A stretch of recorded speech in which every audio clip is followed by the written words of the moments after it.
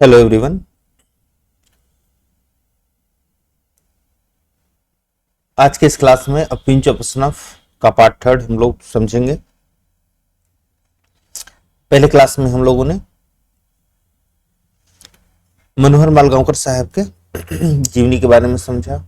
1 to 6 जो paragraph थे उनकी हिंदी को समझा। उसके बाद सेकेंड वाले वीडियो में 15 तक हम लोगों ने समझ लिया है। आज के इस क्लास में 16 से आगे हम लोग समझेंगे। तो स्टोरी को ब्रीफली या फिर पीछे वाली बातों को मैं यहाँ दोहराऊंगा नहीं, अदरवाइज वीडियो जो है वो काफ़ी लंबा हो जाएगा और बेवजह का समय जो है वो बर्बाद होगा। इसलिए जो भी ज़रूरत हो आप लोग पीछे की वीडियो को दोबारा देख करके स्टोरी को जो है वो अपने माइंड में फिर से एक बार याद कर लें। तो अब तक जो हम लोगों ने पढ़ा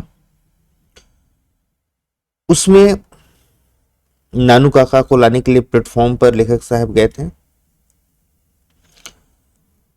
वहां पर उन्हें एक टोकरी पकड़ा देते हैं नानू काका, जिस टोकरी में बिल्ली होती है। बिल्ली की आवाज को सुन करके लेखक साहब बहुत घबरा जाते हैं। किसी तरीके से बाहर आते हैं और बाहर आकर के नानू काका का इंतजार करते हैं। नानू काका को एक टिकट कलेक्टर जो है वो बाहर तक छोड़ करके जाता है और आते ही लेखक साहब को अपनी सारी परेशानी जो है नानू काका बताते हैं कि सेकेंड क्लास में ट्रेवल कर रहे थे, थर्ड क्लास का वो टिकट लिए हुए थे। लेकिन उन्हें एक खुशी होती है नानू काका को कि कम से कम जो ये किटेन है, जो ये बिल्ली का बच्चा है, इसने फ्री में यात्रा कर ली।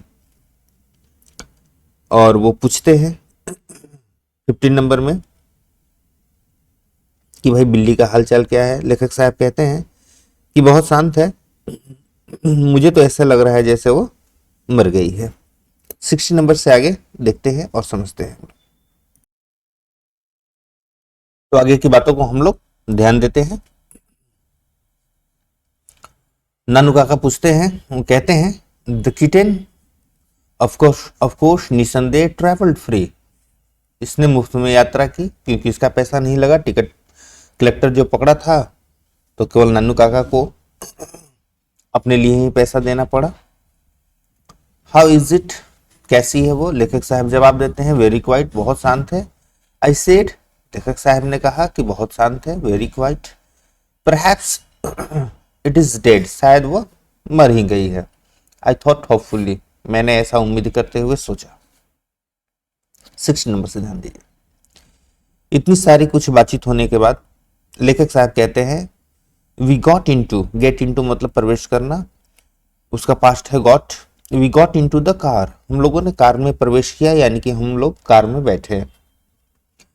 इवन बिफोर, इससे पहले की, I had changed into second gear, कहते हैं कि इससे पहले कि मैं कार को सेकेंड गियर में चेंज करता, नानू काका आस्क्ड, नानू काका ने पूछा।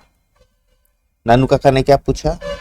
When have you arranged for the minister to see me?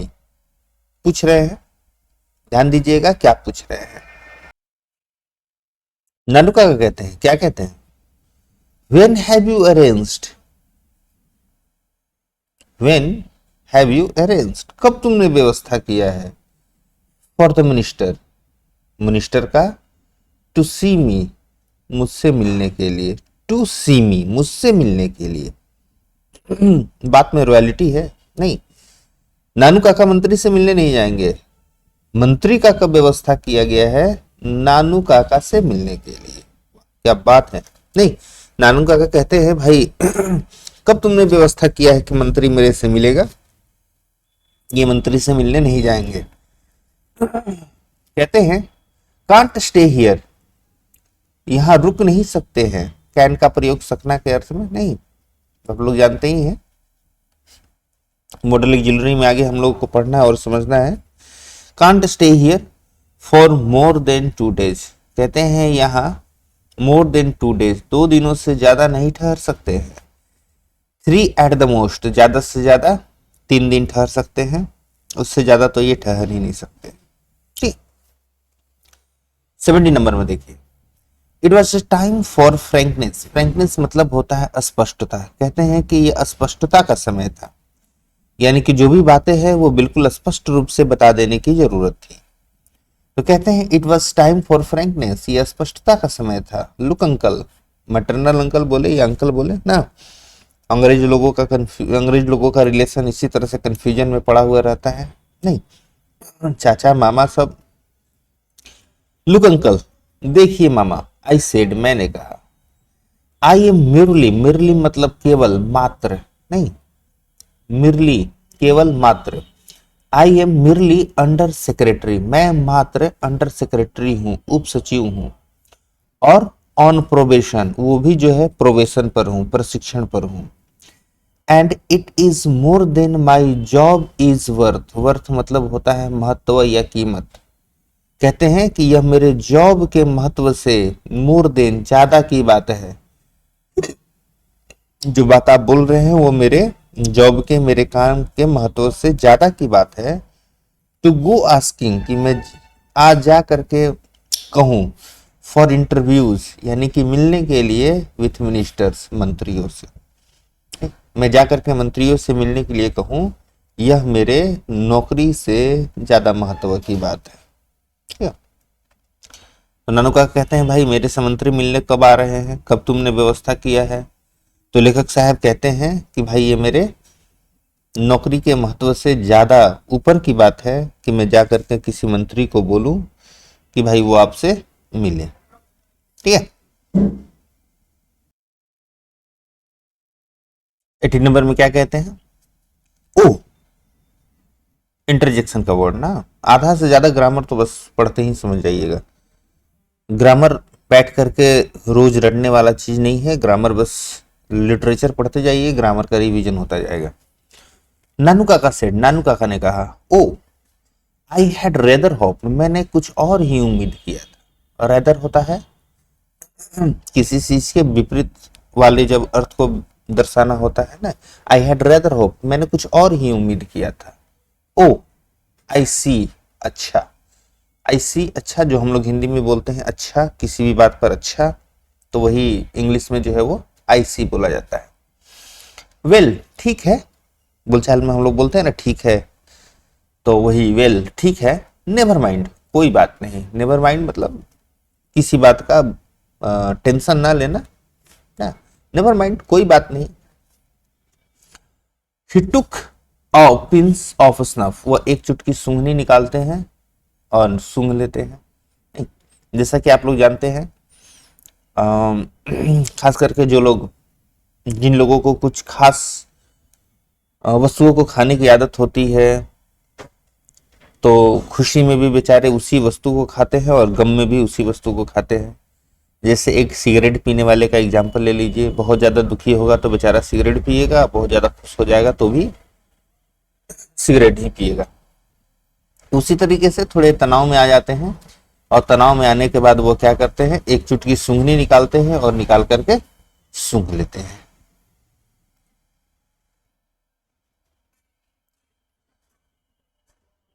Burst, साफ करना, ब्रश, ब्रस्ट हिज फिंगर्स, और अपनी उंगलियों को साफ करते हैं। डेलीगेटली, डेलिकेटली मतलब होता है कोमलता से। ऑन हिज अंगोछा, जो उनका अंगोछा रहता है उस अंगोछा में अपनी उंगलियों को वो बड़ी कोमलता से साफ कर लेते हैं। बातों में भी जो है वो रॉयलिटी झलकती है। मनोहर लाल गांवकर साहब जब अपनी रॉयलिटी, रॉयल वाले एक्सपीरियंस को शेयर करते हैं, कहते हैं कि अपनी उंगलियों को बड़ी कोमलता से जो है वो अपने अंगोछे में साफ करते हैं नानू काका। ये नहीं कि किसी भी तरह से हाथ को पूरी तरह से साफ करके, नहीं, जो अंगोछा का क्रीच है उसको भी खराब कर दिया जाए ना। रॉयलिटी है बातचीत में। आगे देखिए, एंड सेट बैक, और पीछे बैठ गए, set back, closing his eyes, अपनी आंखों को बंद करके, एंड पकड़िंग हिज आईब्रोज, पकड़, पकड़ मतलब होता है सिकोड़ना, और आईब्रो मतलब हो जाता है भौं। आईब्रो जानते ही होंगे आप लोग, कोई नई बात नहीं है ना। जैसे ये हमारा आंख हो गया, तो इस आंख का ऊपर जो ये पार्ट होता है इसको हम लोग आईब्रो कहते हैं।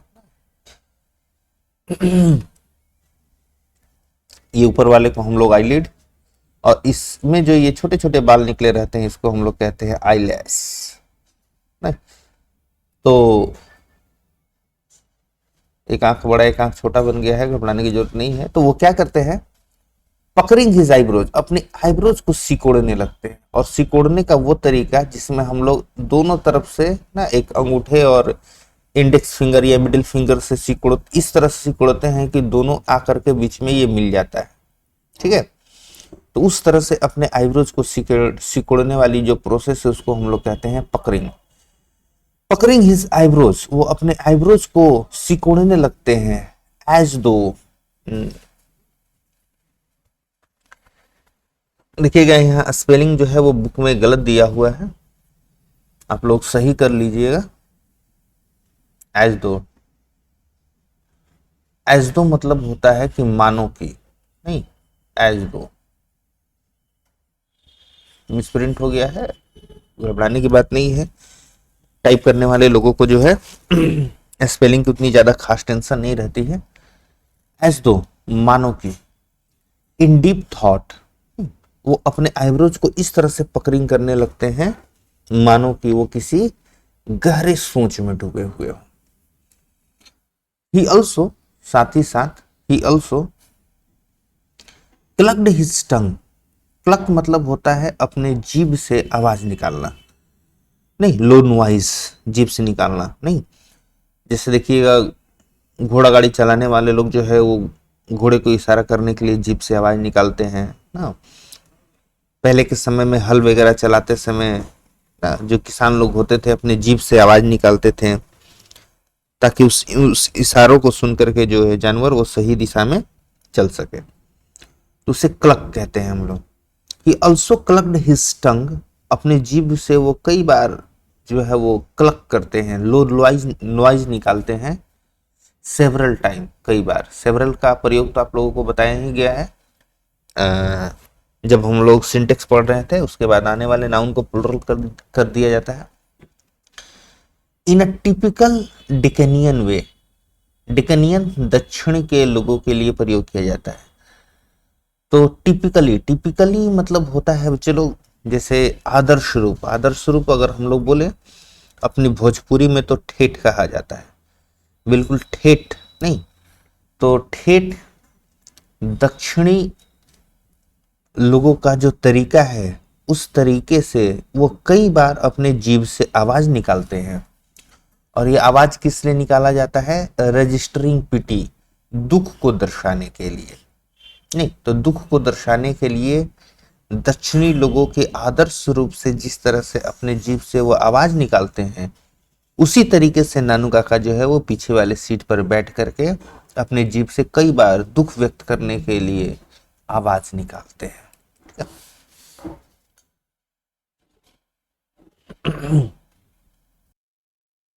तो यहां तक की बातों को आपने समझा। तो ये तो हो गया बच्चे लोग अभी स्टेशन से घर जाने के बीच की बातें। 90 नंबर में नानू काका जो है वो घर पहुंच चुके हैं, चलिए ध्यान दिया जाए।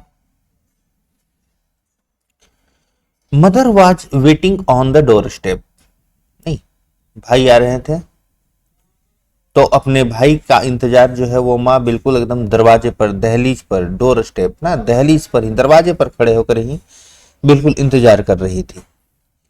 हर फेस रीड, उनका चेहरा जो था वो बिल्कुल रिद था, घिरा हुआ था। रिद मतलब होता है घिरा हुआ होना। Her face wreathed in smiles, चेहरा बिल्कुल एकदम खुशी से घिरा हुआ था। She went into squeal, squeal of delight, squeals of delight मतलब होता है जैसे खुशी की एक लहर ना, प्रसन्नता की एक लहर।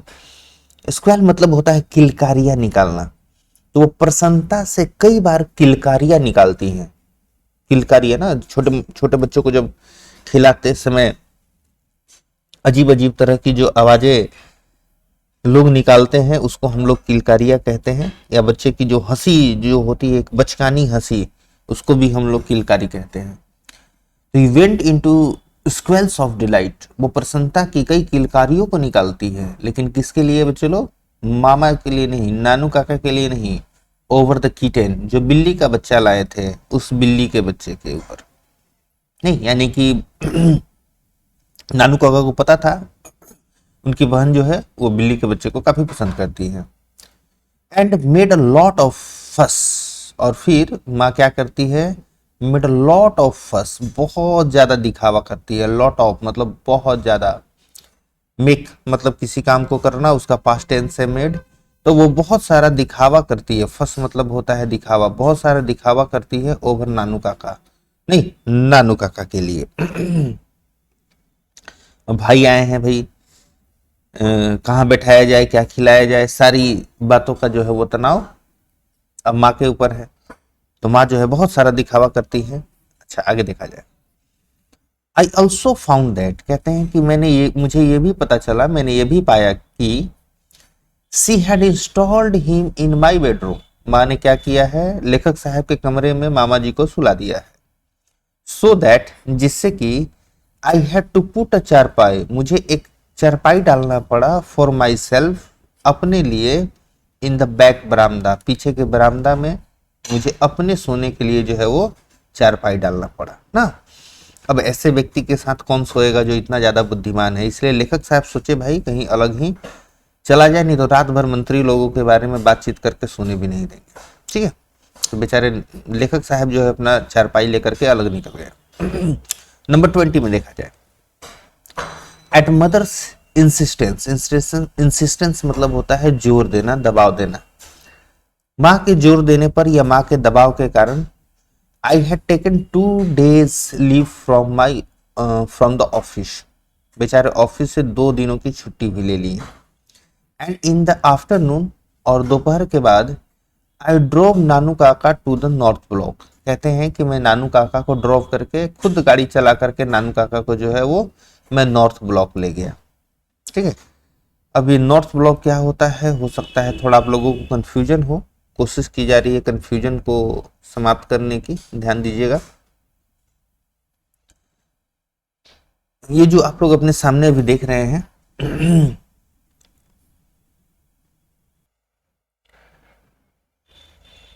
ये राष्ट्रपति भवन की छोटी सी तस्वीर है। ये है हमारा राष्ट्रपति भवन ना।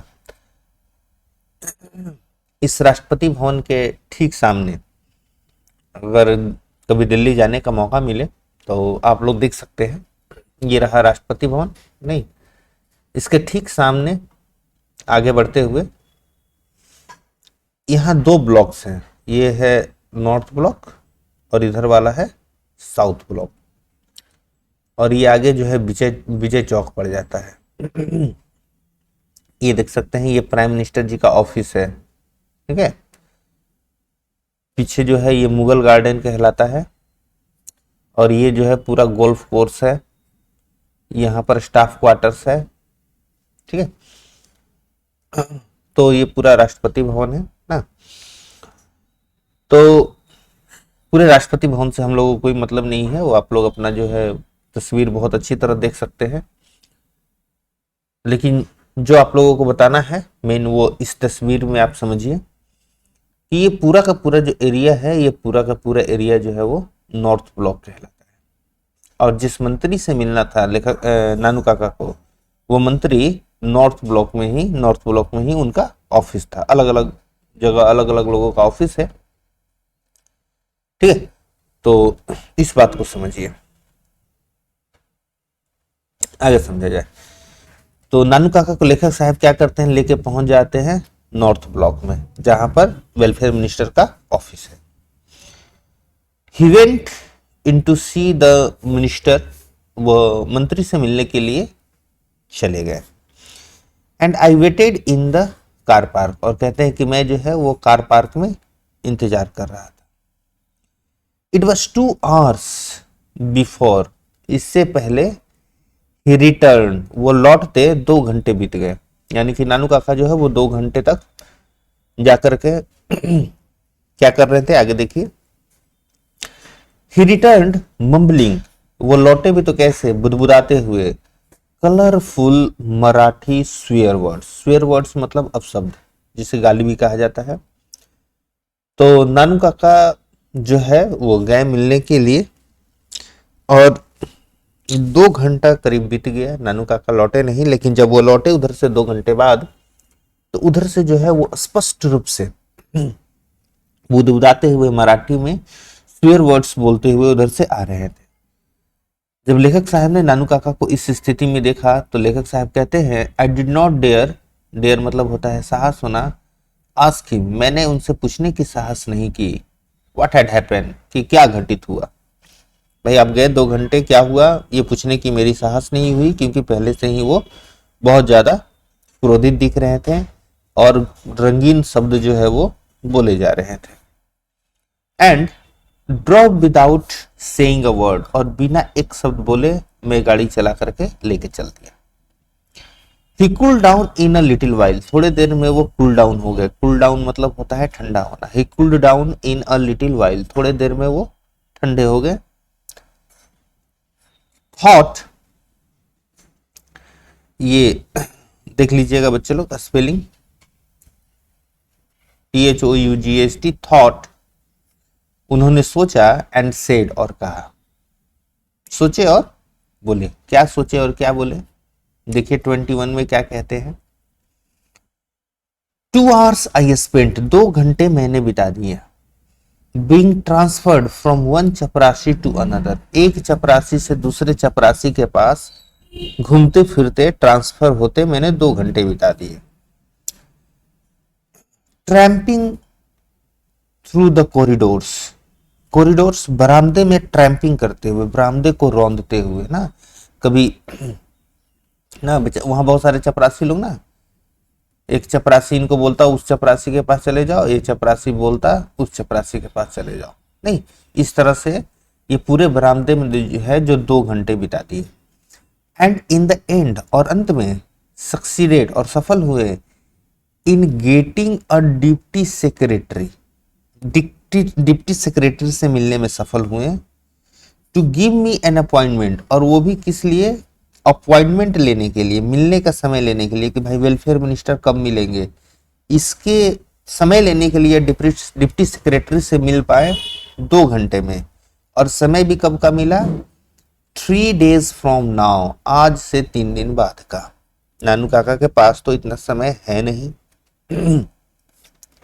नानू काका कहते हैं शेमफुल, शेमफुल, शर्मनाक, शर्मनाक, नहीं, बहुत शर्म की बात है कि नानू काका ऐसे बुद्धिमान व्यक्ति गए और वो भी इतने दिनों बाद का मिलने का समय लेकर के आए। And there was another series of Marathi expletives, और उसके बाद फिर जो है वो मराठी में अपशब्द शुरू हो जाता है। इन अ लिंग्विस्टिक इमरजेंसी, भाषा के आपातकाल में, लिंग्विस्टिक भाषा से संबंधी इमरजेंसी, आपातकाल भाषा से संबंधित आपातकाल में, my uncle always turn to his mother tongue, उनके अंकल जो है वो हमेशा मातृभाषा का प्रयोग करते थे। यानी कि जब उनको, मान लीजिए आपको अगर किसी से झगड़ा करना हो और बोल दिया जाए इंग्लिश में झगड़ा करने के लिए, तो हो सकता है कि शब्दों की, अच्छे अच्छे शब्दों की कमी हो जाए ना, वैसे में भोजपुरी ही काम आएगा ना। तो उसी तरीके से नानू काका के साथ बेचारे को जब अपनी भाषा की कमी महसूस होने लगती थी तो तुरंत जो है वो मराठी में बोलना शुरू कर देते थे। ठीक है, तो वही बात बता रहे हैं, इन लिंग्विस्टिक इमरजेंसी, भाषा के आपातकाल में जब शब्दों की कमी होने लगती थी इनके लैंग्वेज में, my uncle always turn to his mother tongue, इनके जो नानू काका है वो हमेशा मातृभाषा का प्रयोग करने लगते थे। ठीक है, यह है 21 नंबर। 22 पर ध्यान दिया जाए। गार्निश, गार्निश मतलब हो गया बच्चे लोग बिल्कुल एकदम चमचमाता हुआ, नहीं, भव्य।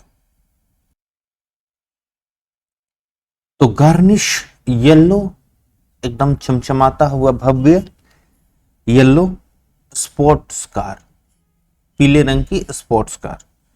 स्पोर्ट्स कार कहने का मतलब यहां पर क्या है, वे कार जो खेल के लिए प्रयोग की जाती है, नहीं, इकोनॉमी कार की बात यहां नहीं की जा रही है, स्पोर्ट्स कार की बात की जा रही है। स्पोर्ट्स कार महंगी होती है ना, और ज़्यादा पावर वाली होती है, तो सभी लोग उसको अफोर्ड नहीं करते हैं। तो बताने का मतलब है कि जो भी व्यक्ति इस कार का यूज कर रहा है दैट मीन्स कि पैसे वाला है। नहीं, लिटरेचर की यही खूबी है कि वो बातों ही बातों में क्या दर्शाना चाहते हैं इसको समझना पड़ता है थोड़ा। और पोएम वगैरह तो फिर कहना ही नहीं है ना। तो अगार्निश येलो स्पॉट कार फ्लैश्ड, चमकते हुए पास्ट अस, हम लोगों के पास से गुजरा। पास्ट, गुजरना नहीं, हम लोगों के पास से गुजरा। ब्लरिंग इट्स हॉर्न, अपने हॉर्न को बजाते हुए नहीं, जब जोर से किसी साउंड को बजाया जाता है तब ब्लैरिंग शब्द का प्रयोग होता है।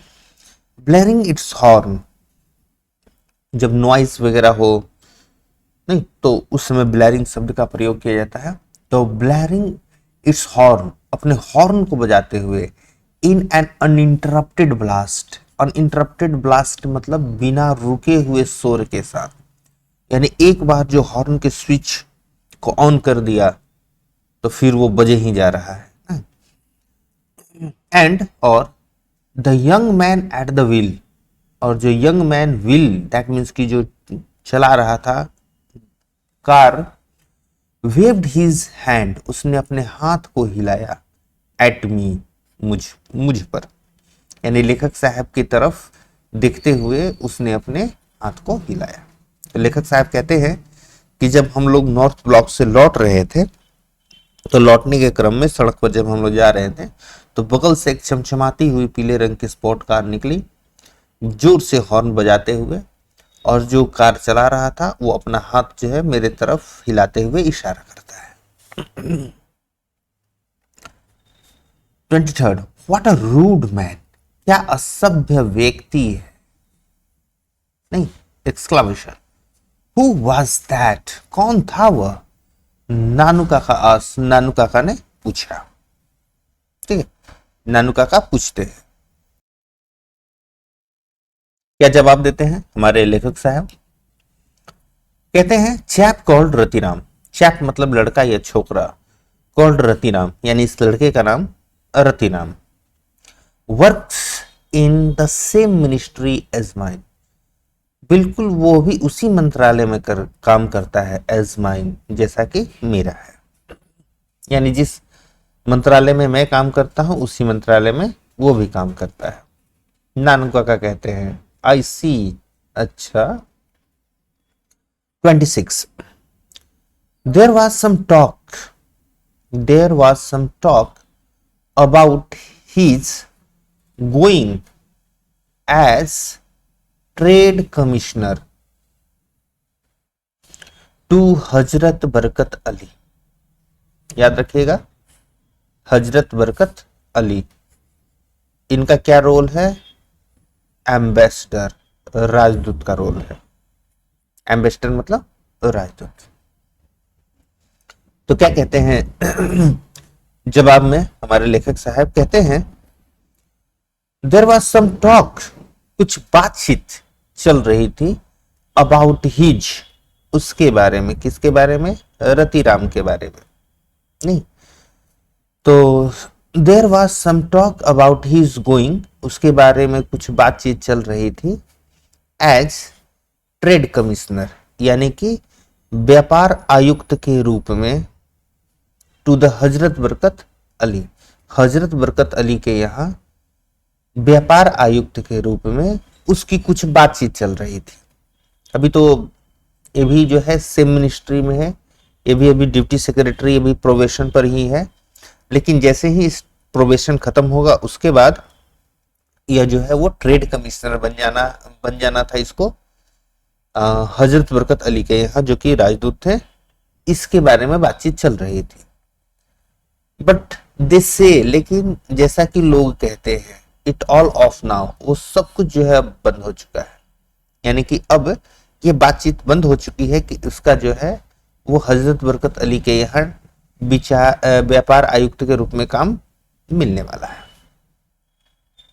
आई सेड, मैंने कहा, जस्ट टू मेक कन्वर्सेशन होगा यहाँ पर बच्चे लोग, कंजर्वेशन कर दिया गया है।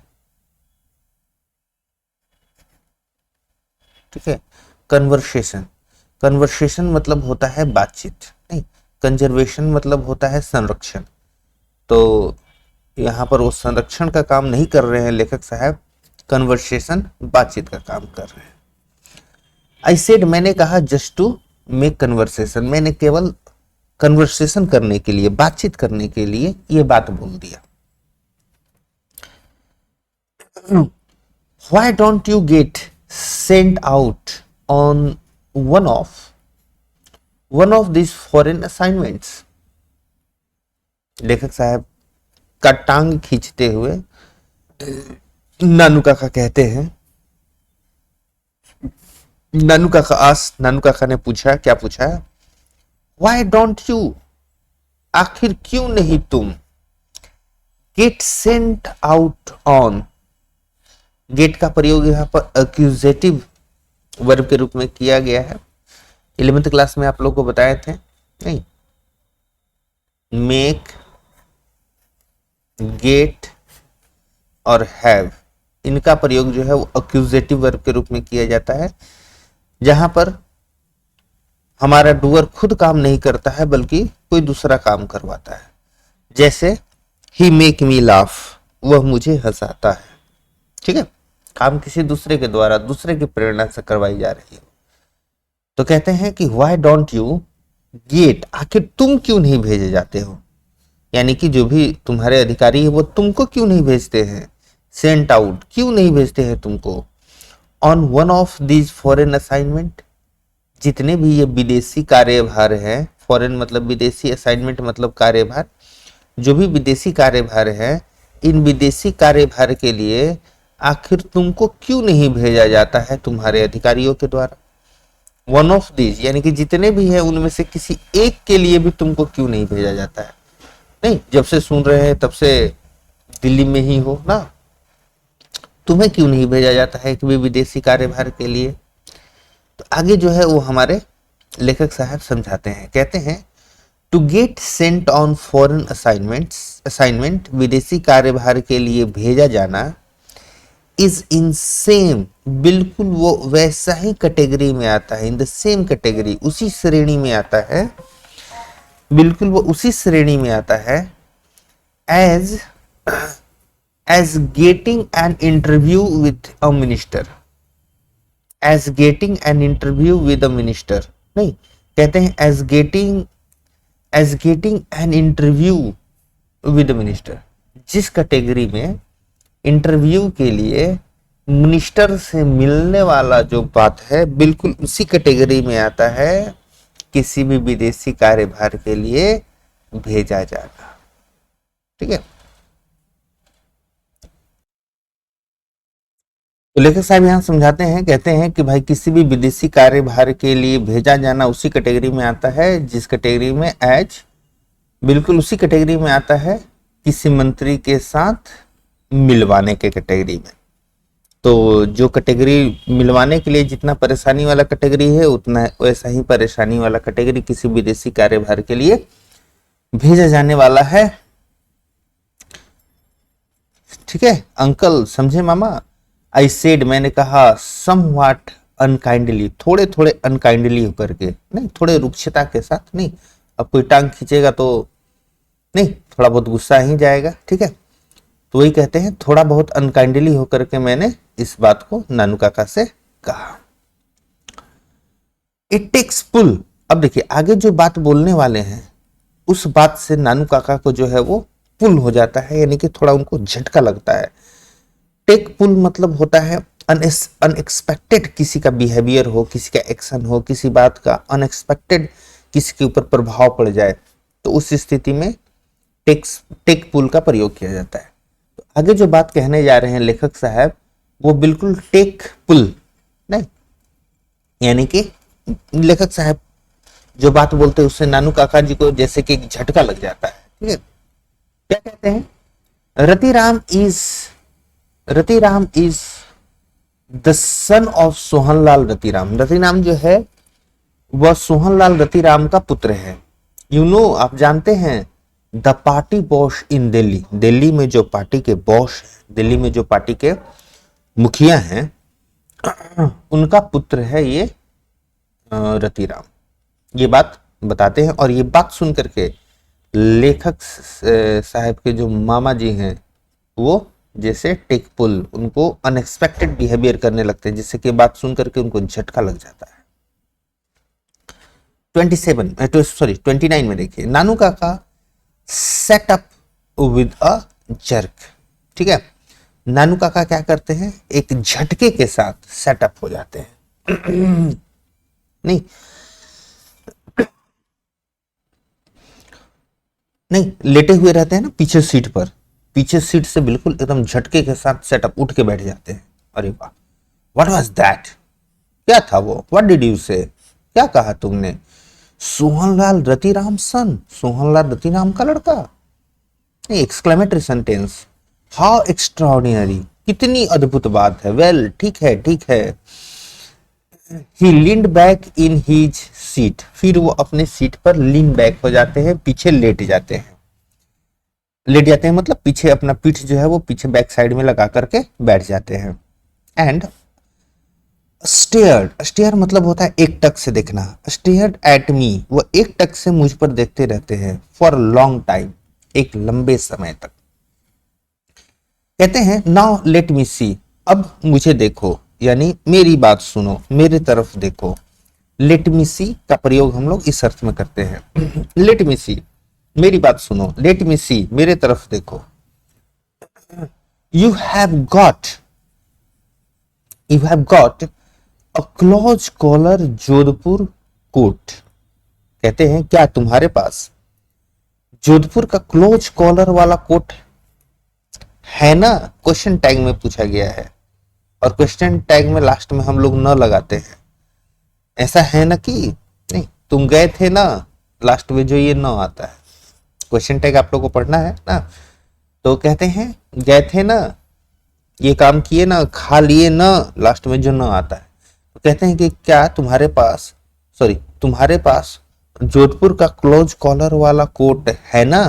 क्लोज कॉलर कोट क्या होता है बच्चे लोग, तो देखिएगा, मान लीजिए ये किसी इंसान की गर्दन हो गई, और हम लोग जो पहनते हैं कोट, शर्ट या कोट जो भी हो, उसका कॉलर जो है यहाँ से मुड़ा हुआ होता है, लेकिन ये क्लोज कॉलर कोट क्या होता है, उसमें कॉलर ना होकर के यहाँ तक जो है वो बिल्कुल चिपका हुआ रहता है, जैसे शेरवानी वगैरह में आप लोगों ने देखा। गुड, बहुत अच्छी बात है, तुम्हारे पास है। And can you tie a turban, turban मतलब होता है पगड़ी, पूछते हैं कि क्या तुम पगड़ी बांध सकते हो, क्या तुम पगड़ी बांध सकते हो, can you tie a turban, no नहीं बांध सकते, वेल ठीक है, I shall have to put it on you, और मुझे जो है ये पगड़ी तुम्हारे ऊपर बांधनी पड़ेगी। हैव टू, किसी भी काम को जब व्यवस्था पूर्वक किया जाता है तो वहां पर हैज टू, हैव टू का प्रयोग हम लोग करते हैं। जैसे आई हैव टू स्टडी, मुझे पढ़ना पड़ता है, पढ़ने का मन नहीं है, पढ़ना पड़ता है ना, तो कहते हैं कि I shall have to put it on, मुझे तुम्हारे सिर पर पगड़ी बांधनी पड़ेगी। ऑल दो, यद्यपि आई एम नो एक्सपर्ट, मैं भी पगड़ी बांधने में कोई एक्सपर्ट नहीं हूं।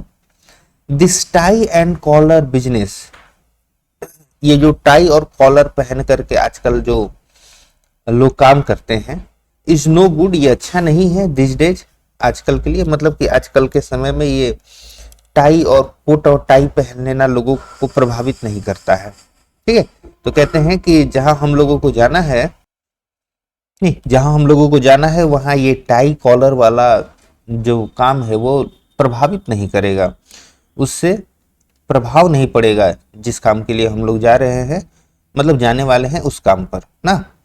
लेट अस गो होम, चलो घर चलते हैं। आफ्टर यू हैव चेंज, तुमको बदलने के बाद, यानी तुम्हारे कपड़ा को चेंज करने के बाद, we will go and see him, हम लोग जाएंगे और उनसे मिलेंगे। भाई किन से मिलेंगे ये हम लोग देखेंगे नेक्स्ट एपिसोड में। ठीक है, तो यहाँ तक की जो बातें हैं उसको दोहरा ले, अच्छी तरह से समझ ले। उसके बाद और एक बात याद रखिएगा, इस चैप्टर के खत्म होने के बाद फिर हम लोग जो है वो अपना लाइव क्लास फिर से स्टार्ट करेंगे। जो भी टाइम है वगैरह वो बाद में डिसाइड किया जाएगा। ठीक है, तो आगे की जो बातचीत है वो नेक्स्ट क्लास में। पढ़ते रहे, समझते रहे। ठीक है, तो आज के लिए इतना ही रहने दिया जाए। ये किससे मिलने जा रहे हैं, आगे जो है वो क्या चाल चलने वाले हैं, कैसे अपने काम को जो है ये करेंगे, इन सभी चीजों को हम लोग कल के क्लास में देखा जाएगा।